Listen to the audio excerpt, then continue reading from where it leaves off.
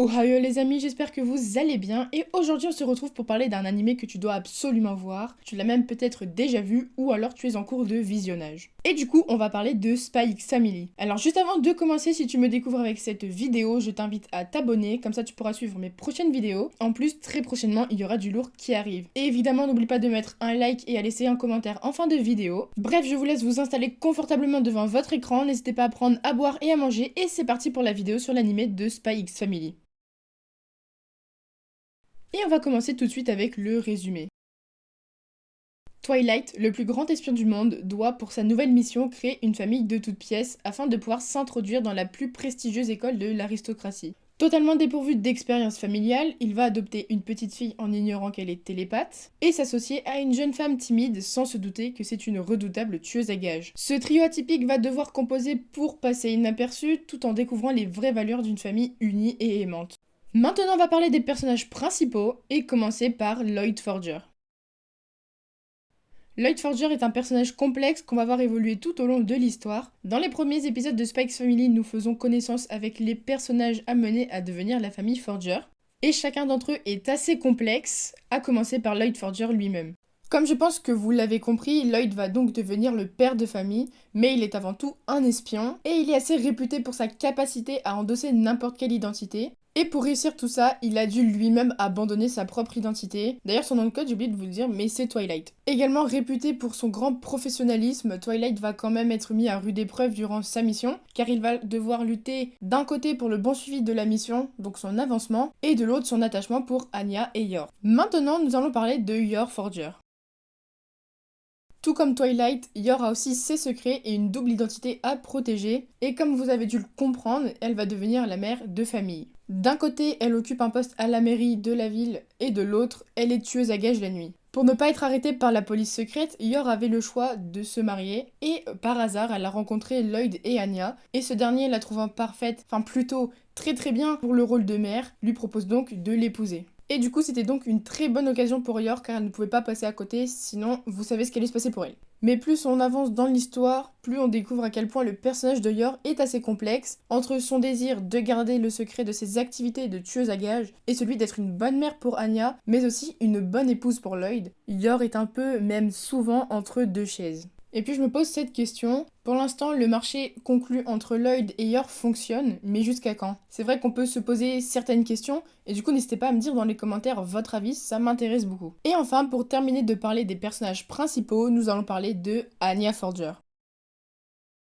Télépathe, Anya est donc la seule à être au courant des secrets de Lloyd et de Yor, mais des autres personnages de la série. Sans aucun doute, Anya est le personnage le plus drôle de Spy X Family, et ça je pense que vous êtes d'accord avec moi. Mais au-delà de tout ça, Anya est surtout une enfant très énergique et maladroite, incapable de dissimuler ses émotions, elle a régulièrement des expressions faciales à mourir de rire. Mais c'est surtout son attachement pour Lloyd et Yor, ses parents adoptifs, et sa volonté de toujours leur venir en aide qui la rend si attachante. On l'adore notre petite Anya. Après avoir parlé des personnages principaux, nous allons maintenant parler de la dynamique de l'histoire. Spy X Family ne se contente pas de proposer des scènes d'action, bien au contraire, l'histoire jongle très bien entre les courses-poursuites, les combats et affrontements, mais aussi les scènes de la vie quotidienne, y compris à l'école, et ça c'est un gros point positif pour l'œuvre. Ainsi, le lecteur et le spectateur peut suivre Lloyd qui tente d'éduquer et élever Anya, mais aussi Yor dans ses efforts pour devenir une mère et une épouse exemplaire. Plus on avance dans l'histoire, plus la relation entre Yor, Anya et Lloyd évolue, et moi personnellement je n'espère qu'une chose, c'est que la famille Forger devienne définitive. Et vous, n'hésitez pas à me le dire dans les commentaires. Maintenant, nous allons parler de l'humour. Effectivement, dans Spy X Family, il ne faut pas s'attendre à seulement des scènes d'action, mais aussi à énormément d'humour. Étant donné que les trois personnages principaux ont une identité secrète, ça va créer beaucoup de quiproquos, beaucoup de situations gênantes, mais aussi beaucoup de blagues et de situations très drôles. Notamment avec Anya qui n'en rate pas une, et comme je vous l'ai dit précédemment, Anya est sans aucun doute le personnage le plus drôle de Spy X Family. Que ce soit dans le but de vouloir aider son père, de se rapprocher de Damien Desmond, ou encore de couvrir sa mère et ses activités nocturnes, Anya est une petite fille sans filtre qui dit souvent la première chose qui lui passe tout simplement par la tête, et c'est tout simplement incroyablement drôle. Après avoir parlé des personnages principaux, de la dynamique de l'histoire et de son humour, nous allons parler de l'animation.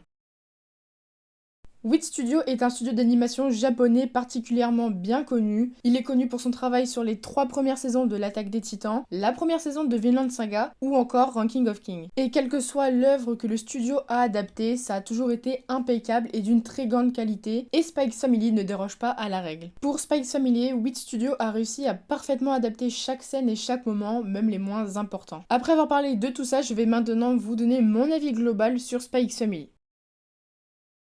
Après cette vidéo, je pense que vous vous en doutez, mais j'adore Spikes Family, que ce soit le manga ou l'anime. En plus, à l'heure où je vous parle, la partie 2 de l'anime est sortie récemment et elle est encore en cours de production. J'avais tellement hâte de continuer, la partie 1 était géniale et j'espère que la partie 2 le sera aussi. Que ce soit les personnages, l'histoire, l'humour, j'adore cette œuvre et franchement, ceux qui n'ont pas encore commencé Spikes Family, foncez, vous ratez quelque chose. Personnellement, mon personnage préféré, je dirais que c'est Damian, je le trouve trop chou et trop drôle. Il y a aussi Lloyd, je l'adore. Et vous, c'est qui votre personnage préféré? Dites-le moi dans les commentaires. Donc voilà, cette vidéo touche à sa fin. C'était Misaki, je vous ai parlé de l'anime Spikes Family. Merci à tous ceux qui sont restés jusqu'à la fin et comme d'habitude, le petit like si t'as aimé. Ça aide beaucoup et ça fait toujours plaisir. N'oublie pas de mettre un commentaire, je réponds à tout le monde. Et surtout, pense à t'abonner. Nous, on se retrouve vendredi pour une prochaine vidéo. Allez, bye!